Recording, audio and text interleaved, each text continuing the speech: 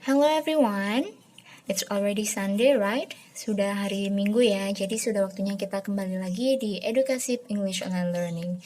Untuk pertemuan kali ini, saya akan mengajak teman-teman mempelajari salah satu tenses dasar dalam bahasa Inggris. Di sini namanya adalah simple present tense. So, be ready everyone. Yang pertama, saya ingin mengajak teman-teman mengenal fungsi dari simple present tense itu. Jadi ada dua fungsinya. Yang pertama adalah untuk menyatakan kebenaran dan untuk menyatakan kebiasaan. Menyatakan kebenaran atau fakta atau suatu hal yang sudah terjadi atau benar adanya. Contohnya, the sun rises from the east. Matahari terbit dari timur. Kita sudah tahu bahwa itu adalah fakta. Jadi untuk menyatakan fakta tersebut, kita bisa menggunakan simple present tense. Kemudian yang kedua, menyatakan kebiasaan. Kebiasaan itu adalah hal yang selalu diulang-ulang oleh teman-teman semua. Contohnya, I learn English virtually every Sunday. Aku belajar bahasa Inggris secara virtual setiap hari Minggu. Nah, itu adalah kebiasaan yang selalu teman-teman lakukan di hari Minggu malam. Jadi untuk menyatakan hal tersebut, teman-teman bisa menggunakan simple present tense ketika ingin mengubah dalam bahasa Inggris ya.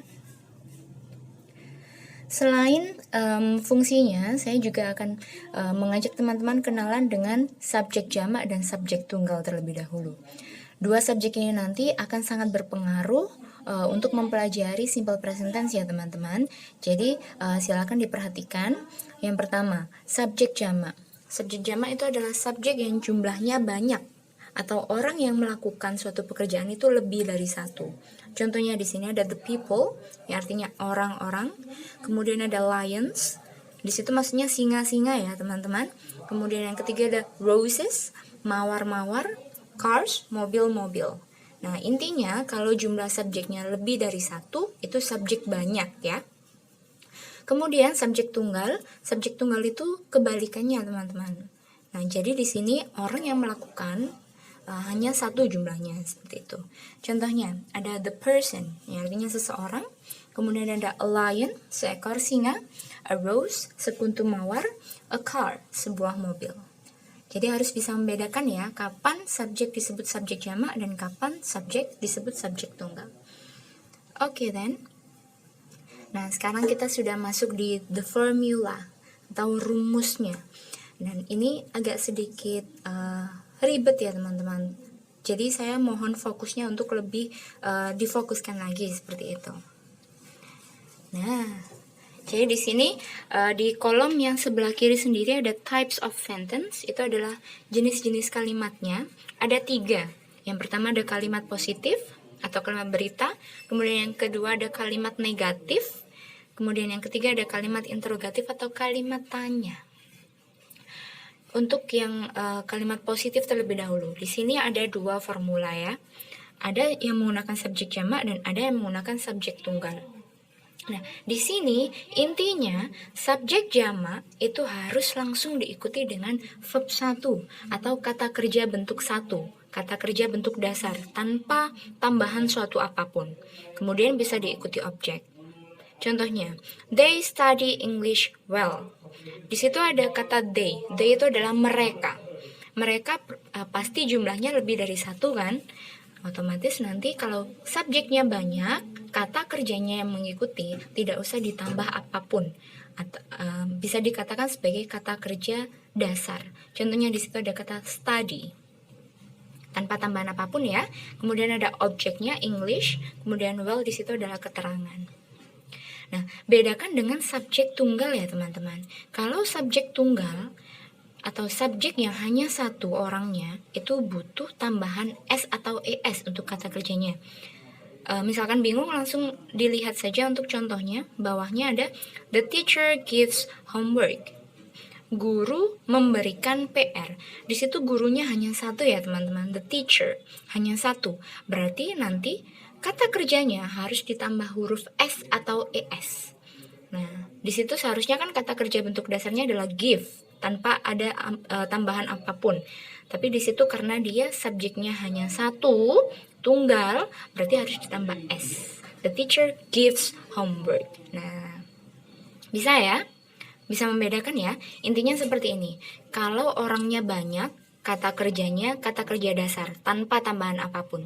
Tapi kalau orang yang melakukan hanya satu, berarti kata kerjanya harus ditambah S atau ES. Oke? Nah, sekarang masuk ke jenis kalimat yang kedua. Di sini ada jenis kalimat negatif ya. Di sini sama saja, subjeknya tetap menggunakan subjek jamak atau subjek tunggal. Bedanya kalau subjek jamak itu ada kata do not-nya. Do not diikuti verb 1 ditambah objek. Contohnya, they do not study English well.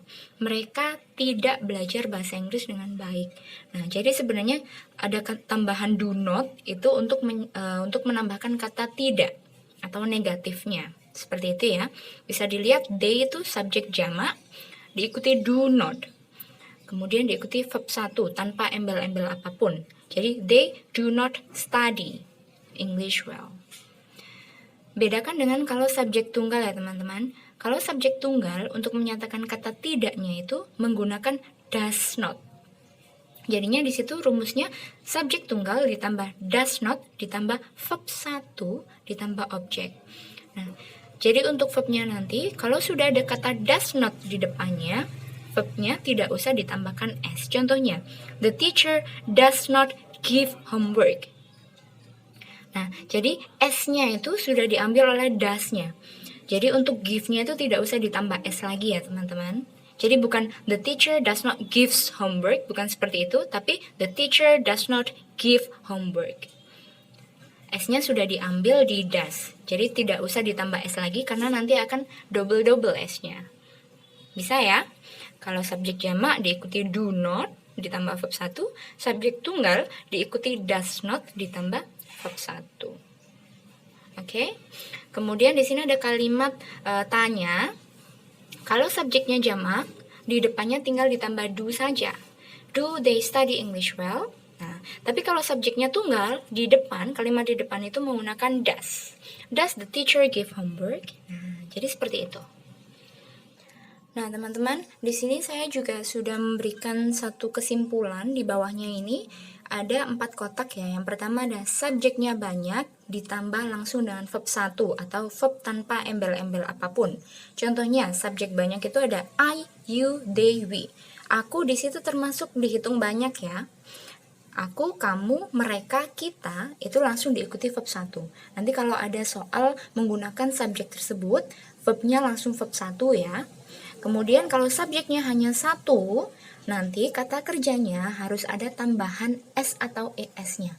Contohnya subjek yang hanya 1 itu ada he, she, atau it. Dia laki-laki, dia perempuan, dan it. Untuk kata benda itu harus ditambah S atau ES. Nah, ada satu cara menghafalkan yang lebih mudah ya teman-teman. Jadi seperti ini kalimatnya. Ayu Dewi tidak suka es. Nah, jadi kalau nanti ketemu dengan subjek Ayu Dewi, nanti kata kerjanya tidak usah ditambah S, ya. Tapi kalau dia subjeknya selain Ayu Dewi dan orang banyak, nanti harus pakai S karena dia hanya 1 subjeknya, seperti itu. Nanti kalau misalkan masih ada yang kesulitan, bisa kita diskusi bersama lagi ketika sesi diskusi dimulai ya. Oke teman-teman, kemudian ini ada untuk subjek tunggal, hanya untuk subjek tunggal atau subjek yang hanya 1 orang atau 1 hal yang melakukan ya. Kan tadi saya sudah bilang kalau subjek tunggal itu kata kerjanya harus ditambah S atau ES. Nah, kapan kita menggunakan tambahan ES dan kapan kita menggunakan tambahan S? Itu mungkin agak sedikit susah ya. Nah, jadi saya sudah menyimpulkan di sini, teman-teman. Kata kerja yang ditambah ES itu adalah kata kerja yang hurufnya berakhiran di bawah ini. Jadi ada yang berakhiran O, ada yang berakhiran CH, SH, X, SS, ZZ, dan Y. Contohnya, go, nanti harus ditambah ES jadinya goes. Kemudian watch, ditambah ES jadinya watches. Tidak bisa langsung ditambah huruf S saja, ya. Kemudian wish jadi wishes, fix jadi fixes, miss jadi misses, bus jadi buses, cry jadi cries. Nah, selain kata yang berakhiran huruf di samping itu ya teman-teman, nanti kata kerjanya tinggal ditambah S. Diingat-ingat ya, ini kalau jika subjeknya tunggal. Tapi kalau subjeknya jamak, tidak usah ditambah apapun. Ini hanya untuk subjek tunggal saja, oke? Kemudian di sini juga ada tambahan lagi. Ternyata kata yang berakhiran huruf Y itu bisa ditambah S, bisa juga ditambah ES. Nah, bedanya kalau ditambah ES itu dia kalau sebelum huruf Y adalah huruf mati. Contohnya, untuk kata kerja cry. Di situ akhirannya adalah huruf Y, tapi sebelum huruf Y adalah huruf R. Huruf R adalah huruf mati ya. Nah, kalau di sebelum huruf Y ada huruf mati, nanti harus ditambah ES belakangnya. Jadinya cries. Kemudian bawahnya ditambah S kalau sebelum huruf Y adalah huruf hidup. Contohnya kata kerja buy. Di situ sebelum huruf Y ada huruf U. Huruf U adalah huruf hidup ya. Nah, jadi tinggal ditambah S saja di belakangnya, buys. Jadi tidak usah ditambah ES. Oke, nanti kalau masih ada pertanyaan bisa langsung ketika sesi diskusi ya. Di sini saya sudah menyiapkan contoh soal dan pembahasan ya teman-teman. Di sini yang pertama, ini perintahnya, change the words in the brackets into verb 1, verb S, or verb ES. Jadi ubah kata kerja dalam kurung menjadi verb 1, verb S, atau verb ES. Di sini yang pertama, ada Andi, bla bla bla, dalam kurung ada yang menggunakan prepare saja, ada yang menggunakan prepares ditambah S. The food for breakfast. Di sini teman-teman harus memilih apakah dia harus ditambah S atau prepare saja. Nah, caranya yang pertama, teman-teman harus mengetahui subjeknya dulu. Siapa sih orangnya yang melakukan? Nah, kita bisa lihat kalau yang melakukan adalah Andi ya. Karena Andi hanya satu, berarti kan subjek tunggal. Nah, kalau subjek tunggal, berarti dia harus ditambah huruf S. Nah, jadi seperti itu ya. Berarti pilihannya adalah prepares. Di situ penjelasannya karena orang yang melakukan atau si Andi itu jumlahnya hanya satu. Jadi Andi prepares the food for breakfast. Seperti itu, oke? Kemudian contoh yang kedua, ada we bla bla bla water or waters the plants twice a week. Nah, di situ kita cari dulu subjeknya yang pertama, ada we. We itu kita. Kalau kita kan berarti lebih dari satu. Berarti kalau lebih dari satu atau jamak ya, kata kerjanya tidak usah ditambah apapun. Ingat yang tadi, Ayu, they, we tidak suka S. Berarti jawabannya adalah we water the plants twice a week. Kita milih water saja karena orang yang melakukan, yang artinya kami itu ada banyak jumlahnya. Kemudian yang ketiga ada my classmates bla bla bla go atau goes to my house. Kita lihat lagi subjeknya adalah my classmates. My classmates itu teman-teman sekelasku. Teman-teman sekelasnya banyak ya. Nah, berarti kalau banyak tadi tidak usah ditambah S. Subjek yang banyak tidak suka S. Jadi kita menggunakan go saja. My classmates go to my house. Karena yang melakukan banyak. Kemudian yang keempat ada she. Subjeknya adalah she. She itu dia perempuan dan jumlahnya hanya satu. Kalau tadi jumlahnya hanya satu, berarti harus ada S-nya untuk kata kerjanya nanti. Nah, berarti di situ kita milihnya helps. She helps her mother in the kitchen. Karena yang melakukan itu hanya satu ya teman-teman. Oke, seperti itu ya. Nah, kita lanjut proses pembelajaran ini di grup chat ya. Oke everyone, thank you so much and good luck.